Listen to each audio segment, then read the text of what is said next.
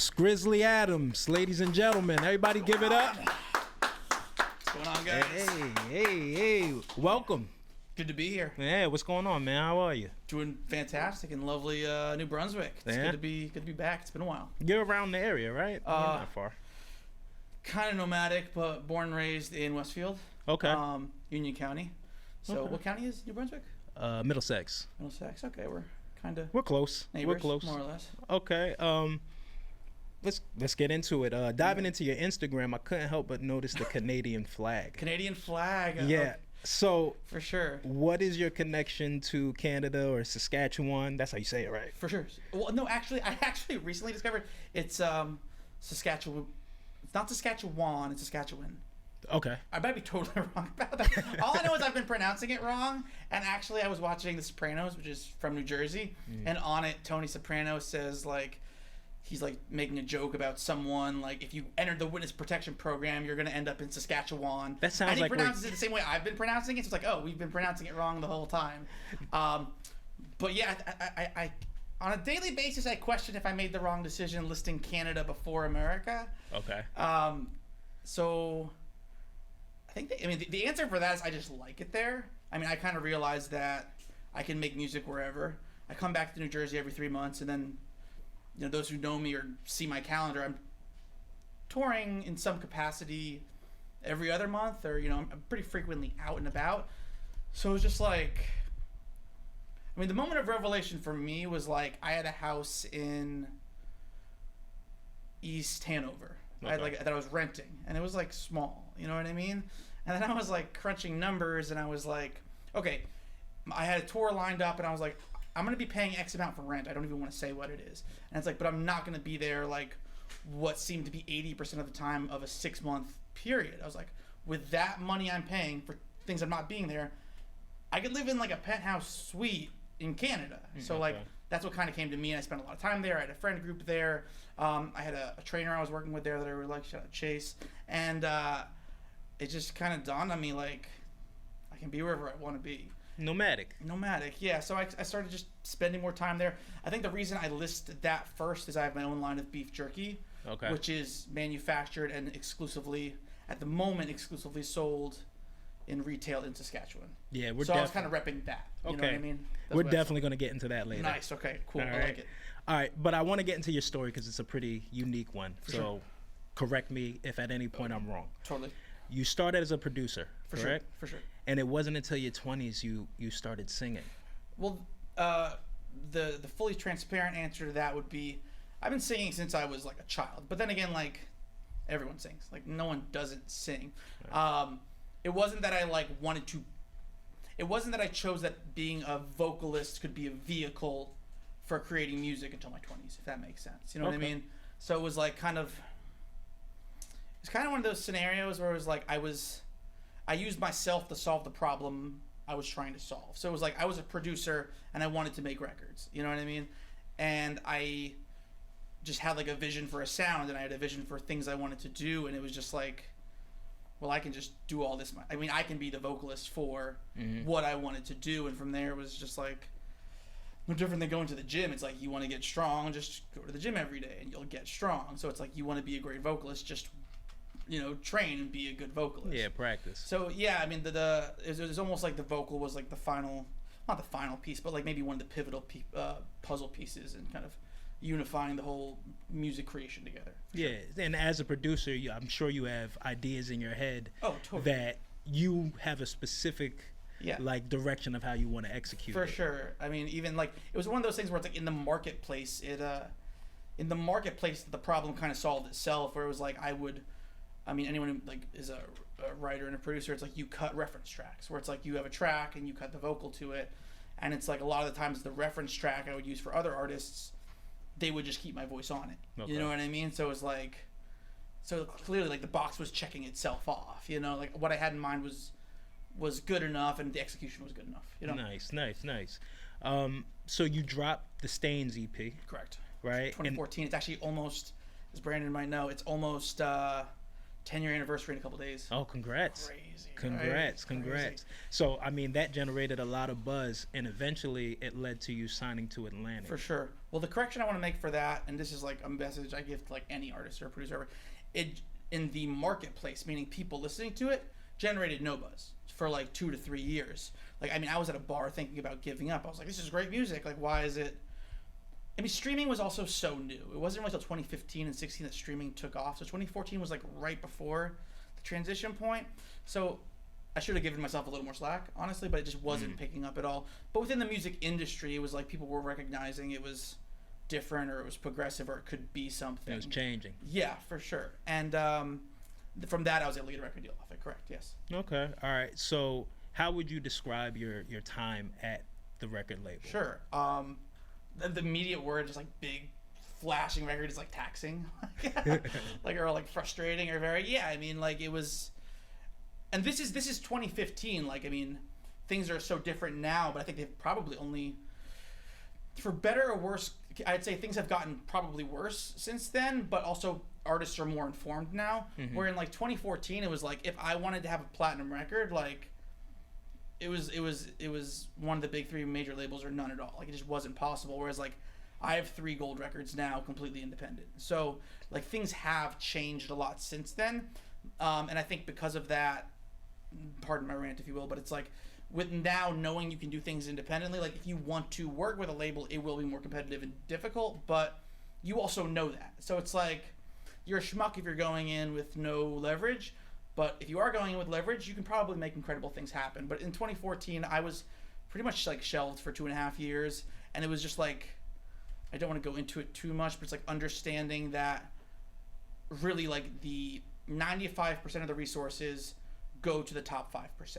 Right. And the bigger issue I was kind of facing, and it was just, I think it was just, we just didn't know what was happening in music. It was like, you needed to get the attention of your label. You need to, under the radar, perform well in the marketplace, but I wasn't allowed to release music. So it was like, am I dropping a sex tape? Like, what do you want from me? You know what I mean? It was a weird thing. Whereas like now we know, like, you know, release music in the marketplace, build your streaming up, build your, you know, there's so many ways you can just give content like you guys are doing, you know, you put steady content and you'll get people's attention. That really wasn't quite understood back in 2014. So well, it was a confusing time. There was a lot of like gatekeeping information still to this day. Just totally. You know, a lot of gatekeeping. So you get to a point where you're independent now. Sure. I guess your time at the record label forced you into independence, or what was no, the thing? At a certain point, it was just like the writing was on the walls. You know what I mean? It was like there was a period where I couldn't get a hold of my A&R for 5 months. You know what I mean? And you're just like, it's like if there's a puzzle to solve, at least give me some breadcrumbs I can follow. You know what I mean? And it's just like, hey, well, like I have great music. Like obviously getting out of this legally is going to be difficult, but like let's do it. Like the sooner we start this legal battle, the sooner we will end this legal battle, is the way I saw. So I asked off. It was a very the experience of being shelved is taxing. The experience of leaving and keeping your masters and money is even more taxing. But that's what you have good lawyers for. Shout out Charlie Scott. And yeah, I mean, that was a lot of just like 3 weeks back and forth of contracts of like the lawyers were on the phone saying, okay, this is what we agree on. And then 3 weeks later they send the contract and it's not what they said on the phone. And then 3 weeks the phone call happens and they was just like, I remember at a certain point I was like, I'm just not budging. Like I know if I can get the things I want, I'll be set. You know what I mean? So that was like a 6-month period right there. And the second I got out, it was steady releasing music to this day. Like I have not stopped. So yeah, you know what I'm saying? Yeah. So how was the feeling when you were finally out of it and you could release music? And how did you stay motivated the whole time? Because I assume you were creating at the same time as you're going through legal battles. It's like the image that's coming to mind right now is like a slingshot. So it's just like all this time of like pulling back and like writing music and believing in the music. And I think like there are even times where so much of this music was so old, and you question it because it's like, why isn't it being put out or whatever. And I remember like Brandon was there. We had like a rehearsal in my basement of this older music, and I was just like, no, I think all of it's really good. You know what I mean? Like I think there was a profound belief in the content itself. So it was just like this long 2.5 period of just like pulling back, of just like so much music being made, that it was just like the motivation hasn't even stopped. If anything, it's propelled itself. You know, it's like a slingshot into a fucking hurricane. It just kept going. You know. Yeah. I mean, also, I think maybe the harder question would be like when you put it into the marketplace and it doesn't do well, which was the case. I think a lot of people, and this is my big advice to anyone, is like I had my first viral single was my 17th single. My 17th. I know so many people that record 5 songs and give up, and it's like, or 10 songs is ambitious and give up. It's like no, we were like, I had 5 songs out, then 6, and then I got out of my deal, and then I just dropped Redemption, and I just kept steady releasing it, and it was looking back, it felt like forever. It really wasn't that long. It was a year and a half, and then Dance with Darkness went super viral in Europe, and then that was just, we were off to the races at that point, you know? Yeah, I kind of wanted to get into to Dance with Darkness. Cool. You went viral. Yeah. On the charts in Germany and Austria. And Switzerland, yeah, and for Switzerland, sure. gold in Switzerland, right? Yeah, gold in Switzerland. It was I don't really know how the algorithm works, but it was the Spotify viral. I think it's called Spotify viral. Viral chart. Viral. They have That's a what I viral read, chart. yeah. Yeah, I to this day will never know what did it or who did it or how it did it. It just like happened to. Actually, I do. I hope this gets out there so that person can find me. Like the day, and it was through TuneCore. This was no distributor. There was no label. It was like TuneCore, which is just like $10. Get your song out. I was just like, put the song out, and the day it came out, it was on a German playlist called Indie Brand New. And this was before pitching and all that through the portal, if anyone knows what I'm talking about. And so some guy found it and put it on there, and it was like, you know, top 20 or whatever. And then over the course of a week, they shot it to #1. And then a couple days later, it was just like, everyone in that market who listened to it, or well, not everyone, but like a high percentage liked it, just went straight to #1 on the Spotify German, Austria, and viral charts. At the time, it was like the Lady Gaga "Star Is Born" was out, and then it was the Drake French Montana record, No Stylist. Yeah. Those were like the big records on the charts, and I was above all of them, which I was pretty pumped about. Oh, well, clap it up for that. Yeah, I know, right? All right, give it up. I was like broke going to the gym looking at the chart. I'm like, well, we're still above French Montana and Drake, so can't be that bad. Isn't that crazy how like you can be successful and still be going through your everyday life? No, for sure. But also like the latency of like the financial payoff. So it's like you can be pissed broke, like dealing with God knows what. It's like, but we're still streaming more than Drake, you know, whatever. Like, so that kind of paid off, and like the benefit of that is like obviously that's not a sustainable thing. Like you're only viral for like 6 weeks, which is pretty long, but it's like what comes with that is so many new ears. Right. And what I was happy was there was 16 other songs, and so many people, so many of those European people were converted into fans, and that really gave me the platform to be like, okay, like feed the beast now. You know what I mean? Right. Yeah. So it seemed like it was like very organic. How you as organic as it gets. Everyone's hitting me up like, who's your plug? And I'm like, I wish I knew. I don't know. If there is one, like hit me up. Like I owe you money. Like, you know what it makes me think of? Have you ever seen the documentary Searching for Sugar Man? Yeah, of course. Right, yeah, that's like a classic, sure, right? For sure, a wild one. Yeah, for anybody who doesn't know, it's a documentary about a singer-songwriter in Detroit. He's from Detroit. He's from Detroit. He's like a janitor or something in Detroit, but he became a hit in South Africa. Yeah, so in the 70s, he released music. It quote-unquote flopped in the States, but it just went crazy in South Africa. Yeah. And all the way into the 90s, he had no idea he was bigger like than like Elvis and the Beatles and stuff. Right. And they even had sagas about his death. It's like, bro's a janitor right now. Right. I think he passed away like last year. R.I.P. Sugar Man? Well, I think it's Sixto Rodriguez. Okay, I think that was his actual name. R.I.P. South African's leading man. Right. Do you think, as an independent artist, should be open to trying to tap into those markets? As Americans, we kind of get pigeonholed into thinking success is only here. Yeah. The answer is like 10,000% yes. Yeah. I think about two things come to mind offhand. It's like one, artist Russ, who's like a big rapper. Mm-hmm. He always like he said this, and then like I saw it like kind of play out with my relationship with the music industry. Is like everyone's like become sell out arenas in your backyard, like be a hometown hero, like blah blah blah. It's like bro, we can literally push a button as I did, and have a gold record in a different country. Like 15 years ago, a label had to send.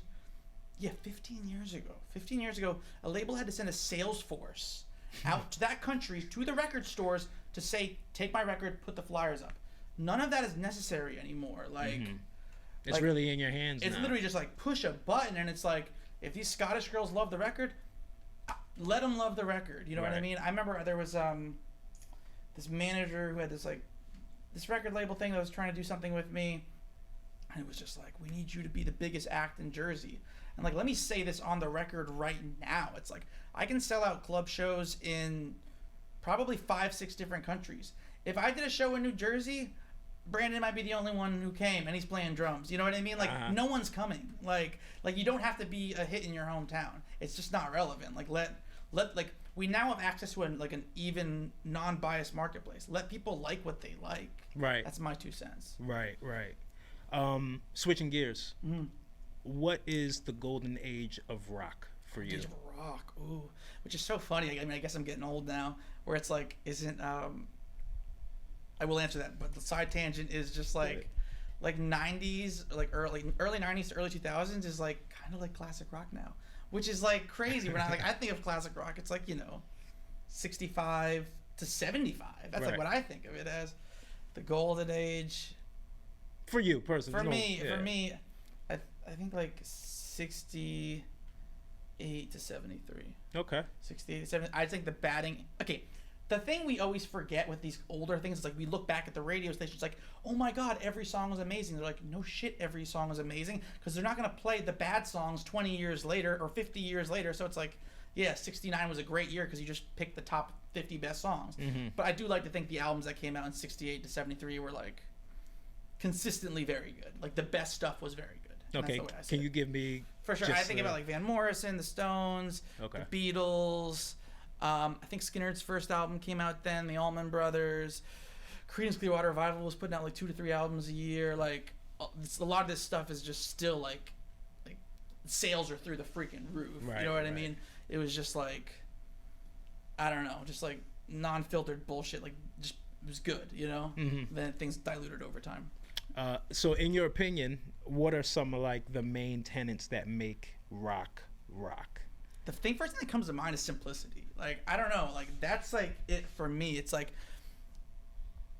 and I'm biased, and I'm definitely biased about this, but it's like, when something is, okay, aesthetic's great, but when something is aesthetically driven, I feel like you're masking something. You know what I mean? Where it's like I think about Creedence Clearwater Revival. It's like, this was like the simplest, just like 4 dudes in a garage playing rock music.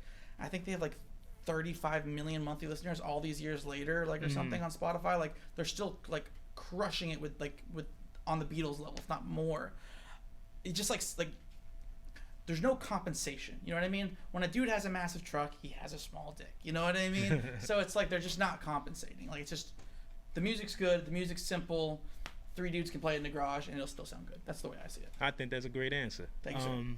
So I would consider myself like an outsider of rock. Sure. For the most part. I mean, there's certain songs that we all grew up with, and I might not be able to tell you who it was. Sure. But I could sing along with that. Okay, shit for if they sure. start Any playing bar, it. they have the classics that everybody knows. And that spans like 50 years of rock. Just like there's a couple of them.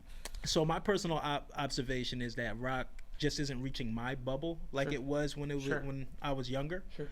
And that could just be how we consume music. We go find it. For sure. But I have heard conversations about people saying like rock kind of losing its way. And I was wondering, how do you feel as an artist who describes himself as modern day heartland rock? How do you feel about the state of rock right now? I think it's relevant. I think rock's irrelevant. That's my answer. That's the honest It's okay answer. to say it. Be honest. I don't want to hate. Like, I mean, I'm sure like the rock curators don't want to hear me saying that. It's not your fault. Like, I just think it's irrelevant. You know what I mean? I don't think it's relevant. I was actually chatting with he's a friend of mine. He's like, he works with me. He's like the head of rock at SoundCloud, and it was just like, we're like, all the bigger acts, like, they're at this point they're like, the newest ones are like 5 or 6 years old. And it's like, any of the newer ones he was showing me, I was just like, man, like, this isn't it. Not that this isn't, I personally think this isn't it, but like, it's like, you're not even putting up numbers. You know what I mean? It's like, I think about, like, I know hip hop has like fallen off tremendously in the last like 18 months, but it's like, when an artist is bubbling in hip hop, like, platinum records is normal. You know what I mean? Like, or even in country nowadays, like, it's exploding, and it's like, you know, if someone's bubbling in country, like they might be able to sell out a 5,000 person show, you know, whereas like this rock shit is just like, I don't know, it's just not. There's like a disconnect. There's a disconnect. Yeah, I'm like no one's hitting a bigger audience that I know of, and I would love to be corrected. But how do you stay motivated doing the genre when you have certain feelings like that? I don't think I live in the genre. That's the way I see it. Okay. Like, I don't view that. Like, for me, it's just like me to my fans. Like, that's it. Me to the audience. Like, okay. I don't I appreciate the people in rock that support me, and there definitely are people in rock that support me. I could give names. You know who you are if you're seeing this. There are people in the country thing that support me. Like, I appreciate you for that. You know, like, I will pay my respects to the genre in the box you're putting me in for that purpose, but that's, you know, I don't subscribe really to anything, you know. I think that's a good thing, because I think genres are kind of restraint. Very much so. Yeah, you know? and how can you be as creatively free if you're trying to fit inside some? No. Some I mean, even like box. we were jamming out to we were just jamming out to my song Intervention, which I haven't heard in 5 years. Like, that could be an R&B record, I think, you know. So yeah, I don't want to fully subscribe to anything. It's just trying to make good authentic music, and then if the music is authentic and consistent, my fan base will consistently enjoy me being authentic. And if they don't have to listen. That's it. That's great. That's great. Yeah. I find it interesting because I know in hip hop there's the purist culture of it. Sure. Oh my god. And that's the worst. Hearing you speak, I feel like that is that in rock at all? Like, somebody, totally. Yeah. But it's okay. That's so funny because it's like, I have a friend. He's probably gonna see this, but like he always goes like, "Oh, that's some real hip hop shit." And then I was talking to another friend of mine who were mutual friends. I'm like, what is real hip hop shit? Right. Because people say that, and I could refer to like 5 different genres of hip hop, and they're like, "That's real hip hop shit." Is like boom bap real hip hop shit, or is like New York underground? Like I don't know. Like, you're all like. That same thing. It's like rock. Like, they're so pure on one thing, but it's like they're fighting some other grumpy guy who's pure on another thing, and it's like it goes back to the restraint thing. Exactly. Right. Genres are kind of. I totally agree. It should be like genre-less music, and just the best music wins.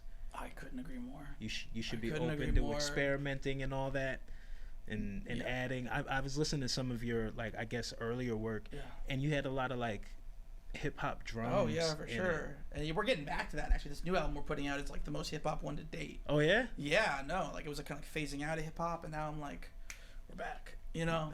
Nice. So yeah, I mean, but that like having hip hop drums still makes it rock, or like I don't know. It's like who wants to label anything? No, I'm totally with you. Yeah. Speaking of which, conveniently, Beyonce just dropped. Yeah, I know. A country album. I don't know about that. And I found it kind of funny is that even at that superstardom, she's still following trends. Yeah, that's right, crazy to me. That, and also she made sure she said this is not a country album. Oh, she said that. It's a Beyonce album. That was like. I actually respect that more. I like it. But I do like to point out that it says country on Apple Music. Well, okay, time out. Like, all I'm saying is, she's like a middle-aged woman who sells out stadiums. She's a billionaire. Yeah. And it's like the amount of trends. It's like we have to jump on the country train. Like, everyone's jumping on the country train. I'm jumping on the country train. We're all jumping on the country train. And then it's like she's got the 27-song album. She's on the long album train. She's all capital letters. She's on the all capital letters train. She's like, oh, we need Post Malone on the record. Like, we're on that train. We got Willie Nelson. Like, just like. I don't know. Do you need to do that at that I don't level? think you need to. You don't. Just get in the studio with Hit Boy and make a dope Beyonce record. That's the way I see it. Do you think, like, with that longevity, though, like, an artist can just get bored and just wants to try something else? That is fair. It's like, if I'm going to get bored, I might as well get bored and make a shit ton of money. That's her logic. Right. Like, might as well be a hit. If we go back into genre, let's just play into the narrative of genres. Yeah. Do you think mainstream artists like a Beyonce dabbling into country, rock, or whatever, do you think that helps? Do you think it helps the genre, or does it like kind of dilute it? So I think about this too. It's like, it's a great question. I'm going to figure out the answer as I talk. No problem. But the first thing that comes to mind for me is like, it's like for like the biggest country station in the world is the Highway, which is on Sirius XM. Okay. And I've had good relations with them. Shout out the Highway. And I remember like 2 years ago, I started emailing conversations with them and talking about, the idea of doing something together. Have not yet, penetrated that wall. But and then like this year happened, and it was like, okay, we're getting closer, and it was like, well, no, a station like that only plays 30 songs, maybe 40 songs. You know, it's like, well, now we have Beyonce, now we have Post Malone, Lana Del Rey is dropping a country album, everyone and their cousin is dropping a country album, and I'm realizing like, hey, well, now 15 of those 30 spots are already taken up, so I don't really stand a chance, you know. So in that sense, it forces you out of, like, the gatekeeping has now become more difficult, but the audience has become bigger, where it's like, okay, like, I already have an audience, I already have proof of concept, like, let's get more, let's show potential people that might be Skrizzly Adams fans that this is already happening, and you might be into it. You know what I mean? It's like a bigger opportunity to work the people, harder to work the industry. That's the way I see it. Okay, all right, I like that.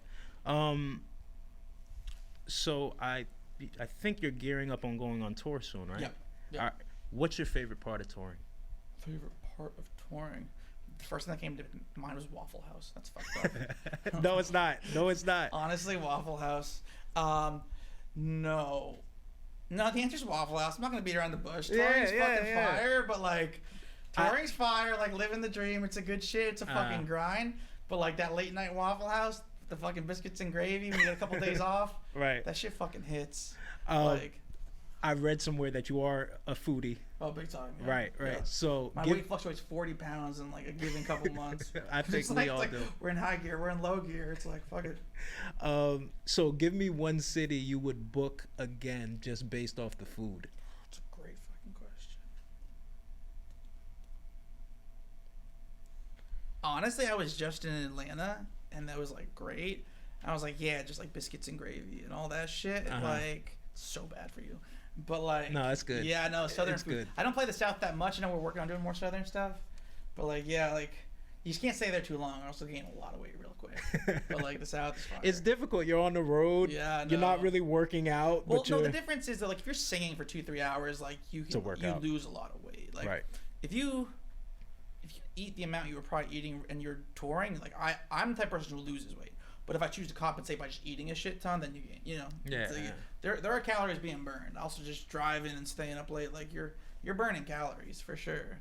Okay. But it's also a slippery slope when you're fucking, you know, eating God knows what. Yeah, and eating late. So today's independent artists find creative ways to put food on their table. For sure.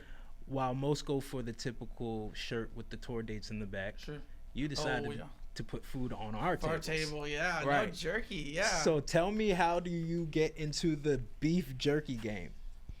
I mean, I think it goes back to the same answer as like the producer becoming a singer. It's like you're trying to solve your own problems. For me, it was just like, okay, let's put financial gains aside. We can talk about that later if you want to talk about that.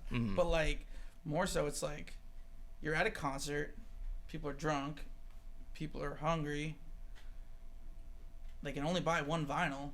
But I can sell, you know, the same fan 100 bags of beef jerky a year. You know what I mean? That was the difference. It's like I can literally give you 4 bags and you can save 2 in your truck and eat 2 with your wife right now. For me, it was just like, this just made sense. It just made complete and total sense. You have like very good business acumen. Is that something like you picked up maybe from? Oh, I mean, I'm Jewish. All Jewish people. I'm not going there. Yeah, I'm not going there. All Jewish people are like that. All right, so we're about to wrap up. Sure. Yep. And in the essence of beef jerky, I want to play a game. Hit me. Let's go. All right. You have, 30 seconds. Oh, no. Can you sell me Skrizzly beef jerky? Can we do like an impromptu commercial? Like the Wolf of Wall Street thing? Yeah. Sell this pen. Yeah, okay. It's all right if you do. No, I mean, my 2 cents is like, I put it, it's not you right now, but like if it was in the concert, it's like, hey, you've got a 3-hour drive home. You got a thing, like, okay, trust me, like, I will give you these 3 bags for $20. Eat one of them now, you're going to be feeling great, but the 2 other in your glove compartment, you're going to want them later. You're going to be thrilled that they're there. And that's it. Like, that's my pitch for it. That's awesome. Yeah, I mean, I think we're going to wrap this up. Cool. Happy to be here. Let's this do it again. Was amazing. Thank you. Happy to be here. Can we give it up a little bit for everybody? Nice. Thank you. for the you. wonderful performance. We are all wishing you the best of luck in the future, and please come back, man. I will. We'll be back soon. Hey, Cool. I appreciate you. Cool. That is a wrap. Thank y'all. 2 hours to spare. Look at us.